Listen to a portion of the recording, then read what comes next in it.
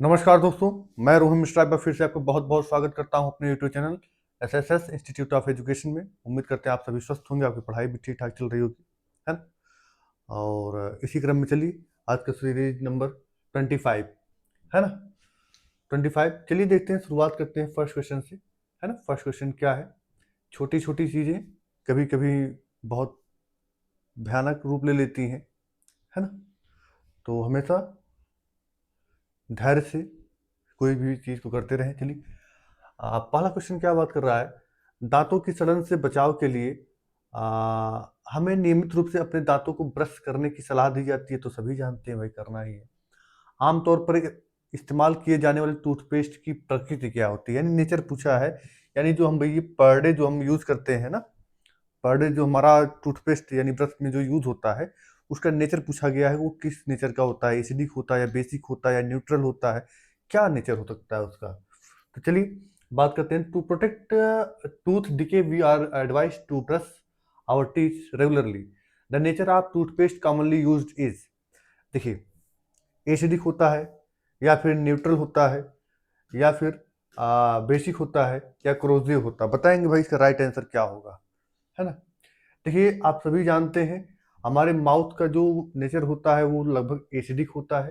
तो एसिडिक में acidic use किया नहीं जाएगा। न्यूट्रल तो होता नहीं है, ठीक है, न्यूट्रल तो होता नहीं है। क्रोजिव, इसको कोई यूज ही नहीं करेगा भाई। क्रोजिव का मतलब ये हार्मफुल हो जाएगा हमारे लिए। तो ये जाहिर सी बात, इसका नेचर कैसा होता है? बेसिक होता है, ठीक है। बेसिक नेचर होता है। जो हमारा टूथपेस्ट किया जाता है उसका नेचर बेसिक होता है। चलिए नेक्स्ट क्वेश्चन की बात करते हैं, क्या बात करता है भाई, है ना? चीजें क्लियर है ना। चलिए नेक्स्ट क्वेश्चन, सेकंड क्वेश्चन क्या बात कर रहा है?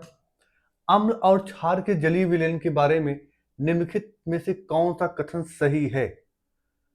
चलिए भाई, पीएच का मान जितना अधिक होगा अम्ल उतना ही प्रबल होगा। गौर करिएगा आप, है ना। सेकंड कह रहा है पीएच का मान जितना अधिक होगा अम्ल उतना ही दुर्बल होगा।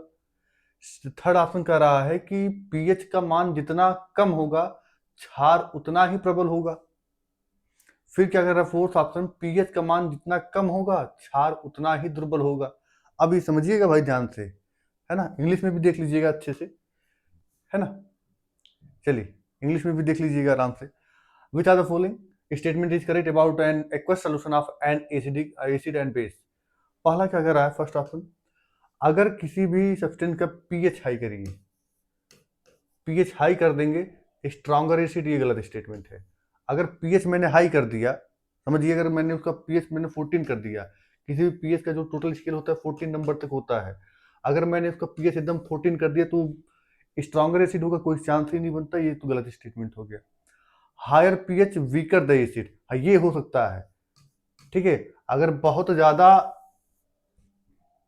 हाई जो है आपका क्या है पीएच वैल्यू है, तो उसका एसिड जो है वीक वीक हो सकता है। यहाँ पर ये संभावना बढ़ रही है, ये तो संभावना ही बन रही है। Lower the pH stronger the base, ये गलत स्टेटमेंट है। ये देखिए जीरो अगर पीएच होगा तो स्ट्रॉन्गर बेस नहीं होगा, स्ट्रॉन्गर एसिड होगा, ये स्टेटमेंट गलत हो गया। फिर क्या कर रहा है D, lower the pH weaker the base, क्या कह रहा है? Lower the pH weaker the base, ये स्टेटमेंट सही है। अगर लोअर पीएच है एकदम वीक एसिड होगा, तो वीक से वीक क्या वो एसिड होगा, ये यानी कि आपका आप सेकंड वाला स्टेटमेंट और फोर्थ वाला स्टेटमेंट बिल्कुल करेक्ट है। तो आपका फर्स्ट में 1/3 ये गलत है, बी करा सेकंड और थर्ड ये भी गलत है, सी करा ये भी गलत है, तो हाँ ये सही है सेकंड और फोर्थ, ठीक है। आपने समझा कि बात क्या की गई? यहाँ पर ध्यान से पढ़ेंगे। हायर पीएच स्ट्रॉन्गर एसिड, ये गलत स्टेटमेंट है, ये देखिए पीएच होगा। Higher the pH weaker acid, ये स्टेटमेंट सही है, ठीक है। फिर क्या कर रहा है? Lower the pH stronger the base, है ना, ये भी स्टेटमेंट गलत है। लोअर द पीएच, ये देखिए वीकर द बेस सही चीज है, यानी आपका आपका number D is the right answer. चलिए आगे बात करते हैं। नेक्स्ट क्वेश्चन क्या कर रहा है अभी, पाचन के दौरान निकलने वाले जठर रस का पीएच कितना होता है, यानी पीएच मान कितना होता है? The pH of the gastric juices are release during digestion is, यानी जिस टाइम हमारा डाइजेशन शुरू होता है, डाइजेशन का प्रोसेस हमारे बॉडी में चल रहा होता है, उस टाइम जो गैस्ट्रिक ग्लैंड से गैस्ट्रिक जूस निकलती हैं उनके पीएच के बारे में बात कर रहा है कि उनका पीएच कितना होता है, ठीक है। The pH of the gastric juices release during digestion is, पाचन के दौरान निकलने वाले जठर रस का पीएच मान कितना होता है? देखिए बेसिकली जो अगर हम बात करें डाइजेशन के दौरान जो गैस्ट्रिक जूस का जो पीएच होता है वो बेसिकली 1 से लेकर 5 के बीच में होता है, यानी less than 7। Option number A is the right answer. ठीक है, मोर देन 7 ये होगा नहीं, इक्वल टू 7 होगा नहीं, इक्वल टू 0 होगा नहीं। आपका option number A is the right answer. Clear है? चलिए आगे बात करते हैं। जल में अम्ल की थोड़ी मात्रा मिलाने पर निम्नलिखित में से कौन सी घटना घटित होती है? चलिए, अगर हमारे पास कोई अम्ल है, उसमें हम क्या किए, थोड़ा सा अम्ल में जल में अम्ल की मात्रा। चलिए भाई, तो मान लीजिए हमारे पास कोई एसिड है, हमने इसमें क्या मिला दिया, एसिड मिला दिया। जल है, चलो चाहे जैसे कर लो। निम्नलिखित में से कौन सी घटना होती है? देखिए, अगर हम कोई पानी में अगर हम कोई चीज मिला रहे हैं, वहां पर पहली चीज देखिए, पहले पढ़ लीजिएगा, आयनन होगा या उदासीनीकरण होगा या तनुकरण होगा या निर्माण होगा। इंग्लिश में भी देख लेंगे अच्छी तरीके से क्या बात कर रहा है ना भाई? जो भी प्रॉब्लम हो यहाँ पर क्लियर है। Which are the following phenomena occur when a small amount of acid is added to water? क्या होगा, है ना? ध्यान से पढ़ेंगे क्वेश्चन, पूरा आंसर इसके सामने मेंशन है। देखिए, अगर हम किसी भी वाटर में, हमारे पास अगर वाटर है ये, है ना, उस वाटर में अगर हम एसिड डाल दिए, हमारे पास H2O होगा, और मैंने इसमें डाल दिया एसिड, HCl मैंने लाकर इसमें डाल दिया, तो भैया यहाँ पर क्या हो जाएगा, पहली जो घटना आपको देखने मिलेगी वो देखनी पड़ेगी आयोनाइजेशन। पहली घटना जो दिखेगी आपको आयोनाइजेशन दिखेगा, यानी HCl जो है वो किस में कन्वर्ट हो जाएगा, H प्लस और Cl माइनस में। ये तो पहली घटना हमको मिल गई, ठीक है। न्यूट्रलाइजेशन तो होगा नहीं यहाँ पर, यानी कि जिस जिस ऑप्शन में सेकंड वाला उसको पहले आप काट दीजिए, 1 कटा 2 कटा 3 कटा, बता खत्म, है ना? आपको आंसर मिल चुका है, बी वाला आंसर है, आपको आंसर मिल चुका है। बट यहाँ ध्यान ये देना है कि अगर हम किसी भी एसिड में वाटर को मिलाते हैं, क्या कर रहा है, हाँ, अगर हम किसी भी एसिड में वाटर मिलाते हैं तो वो डाइल्यूशन होता है, ठीक है। यानी कि उस एसिड का हम क्या करते हैं, डाइल्यूशन करते हैं। यानी डाइल्यूशन में क्या होता है, डाइल्यूशन मतलब ये होता है कि जो भी हमारा एसिड है उसको कंसंट्रेटेड से डाइल्यूट फॉर्म में लाना है, ठीक है। यानी कि उसकी कंसंट्रेशन को कम करना है, डिक्रीज द कंसंट्रेशन, ठीक है। उसकी कंसंट्रेशन को घटाने के लिए हम क्या करते हैं, उसमें डायल्यूशन करते हैं। तो आपका फर्स्ट ऑप्शन और थर्ड ऑप्शन सही है, ठीक है। चलिए, क्लियर है, आगे बात करें। निम्नलिखित में से किसका उपयोग एक दृष्टिबाधित छात्र द्वारा अम्ल क्षार के सूचक के रूप में किया जा सकता है?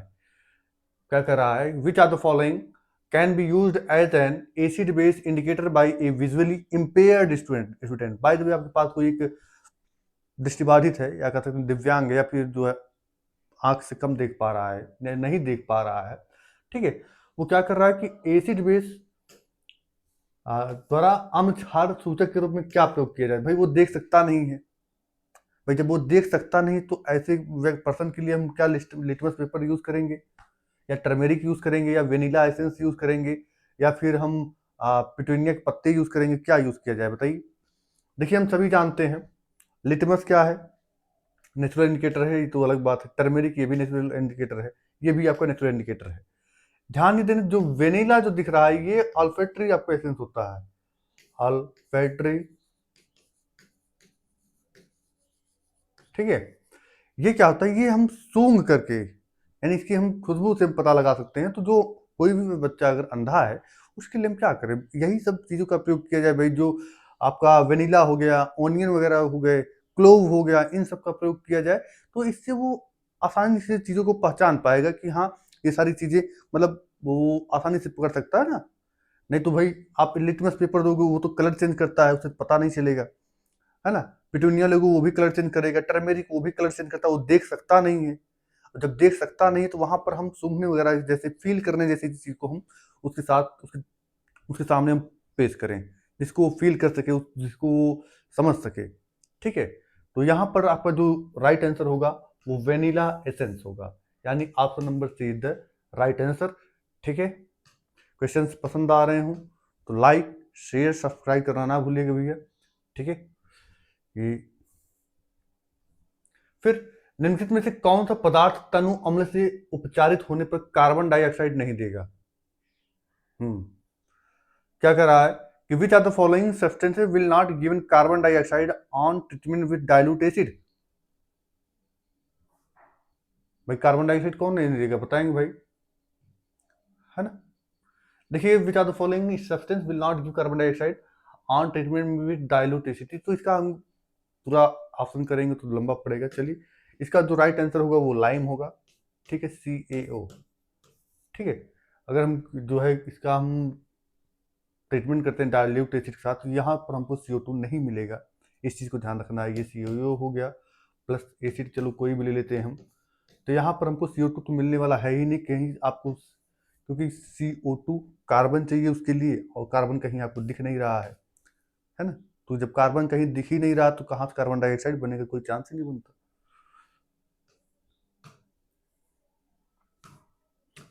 चलिए नेक्स्ट क्वेश्चन, निम्नलिखित में से कौन अम्लीय प्रकृति का है? बताएंगे भाई, इसमें से एसिडिक नेचर का कौन सा है? एंटाइसिड है, या फिर बेकिंग सोडा है, या ह्यूमन ब्लड है, या लाइम जूस है? बताएंगे राइट आंसर इसका क्या है ना? बताएंगे भाई।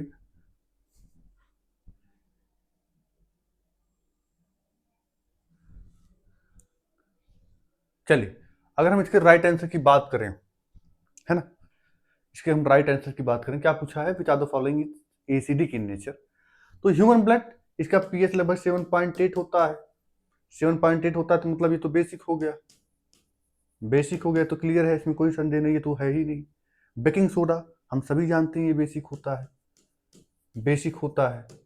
एंटा एसिड, ये भी क्या है आपका MgOH का whole twice, milk of magnesia, ये भी क्या होगा आपको बेसिक, बेसिक होता है। बचा कौन, लाइम जूस, है ना, लाइम जूस, ठीक है। तो कमेंट बॉक्स में बताएंगे लाइम जूस क्या है, ये मिनरल एसिड है या ऑर्गेनिक एसिड है, इसको आप कमेंट बॉक्स में बताइएगा। चलिए नेक्स्ट क्वेश्चन बात करें,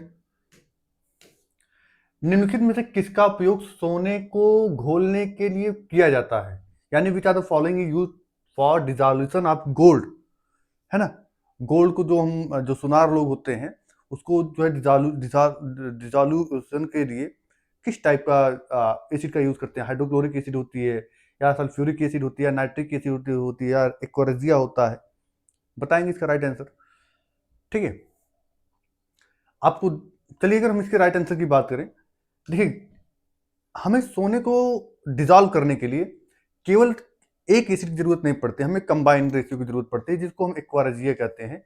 एक्वारेजिया में आपका कह सकते हैं नाइट्रिक एसिड और क्या होता है, हाइड्रोक्लोरिक एसिड, इनका रेशियो क्या होता है, 1:3 का इनका कम रेशियो होता है, ठीक है। इसी को हम एक्वारेजिया बोलते हैं, ठीक है, जो कि यूज किया जाता है डिजोल्यूशन ऑफ गोल्ड के लिए, तो इस चीज को ध्यान रखिएगा, ठीक है। और कोई भी सारी चीज, अच्छा, आप ये सोच रहे होंगे कि क्यों दोनों का, क्योंकि एक ही, अगर आप चाहे नाइट्रिक एसिड ले लीजिए चाहे आप हाइड्रोक्लोरिक एसिड ले लीजिए, दोनों में से किसी की इतनी जो पूरी क्षमता नहीं है जो अकेले जो है सोने को गला सके, ठीक है। इसीलिए दोनों मिल करके, जब इनको दोनों को मिला, क्योंकि नाइट्रिक एसिड भी स्ट्रॉन्ग एसिड होता है, हाइड्रोक्लोरिक एसिड भी स्ट्रॉन्ग एसिड होता है, अब जब दोनों को मिला देते हैं तो आपस उनकी प्रॉपर्टी एकदम इन्हांस कर जाती है अचानक से, और वो किसी भी टाइप के सोने को गला सकती हैं, ठीक है। तो यहाँ पर आपका राइट आंसर डी होगा, एक्वारेजिया का यूज किया जाता है, ठीक है। नेक्स्ट क्वेश्चन क्या बात करता है भाई, 9 नंबर, निम्नलिखित में से कौन सा खनिज अम्ल नहीं है? Which are the following is not a mineral acid? Mineral acid की बात कर रहा है। चलिए, मिनरल एसिड की बात हम करें तो देखिए, यहां पर not mineral acid, citric acid, अगर हम बात करें ये सिट्रिक एसिड है, सिट्रिक एसिड हो गया, है ना। उसके बाद आपका हो गया टार्टरिक एसिड हो गया, टार्टरिक एसिड हो गया, उसके बाद आपका ऐसे बहुत सारे एसिड जो हो गए वो आपके क्या होंगे, ऑर्गेनिक एसिड होंगे।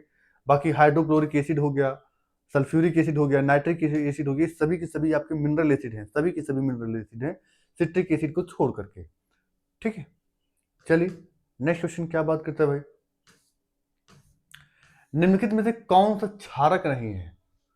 Which among the following is not A base? बताएंगे इसमें से कौन सा क्षार नहीं है? भाई हम क्षार की पहचान क्या जानते हैं? हम सभी जानते हैं कि उसमें लास्ट में क्या होता है, OH हाइड्रोक्साइड आयन हमको मिलता है। इसमें दिख तो सभी में रहा है भाई, NaOH OH है, KOH OH है, NH4OH OH है, C2H5OH OH है, सभी में है ना? तो यहाँ पर ध्यान देना ये है कि यहाँ पर ये तीनों तो आपके बेस हैं, ये तीनों बेस हैं जिनको जैसे इनको हम वाटर के में डिजॉल्व करेंगे, ये हाइड्रोक्साइड आयन अलग हो जाएगा और बाकी जो उसके कंपोनेंट है वो अलग हो जाएंगे। तो यहाँ पर आपको C2H5OH ये आपका एसिड होता है, ठीक है, ये एसिडिक होता है, अल्कोहल जिसको बोलते हैं, एसिडिक नेचर होता है, क्योंकि जब आप इसको वाटर में डिजॉल्व करेंगे तो ये OH माइनस आयन नहीं देता है, इसका डिजॉल्यूशन नहीं होता है। यहाँ पर जो C2H5OH दिख रहा है, ये यहाँ पर क्या लगा हुआ है, ये है आपका हाइड्रोक्सिल ग्रुप, हाइड्रोक्सिल ग्रुप, ठीक है भैया, जो IPSC में आपने पढ़ा होगा, ठीक है, वो ग्रुप यहाँ पर लगा हुआ है, ये फंक्शनल ग्रुप है यहाँ पर, ठीक है, इसको हम फंक्शनल ग्रुप के नाम जानते हैं, ठीक है, फंक्शनल ग्रुप।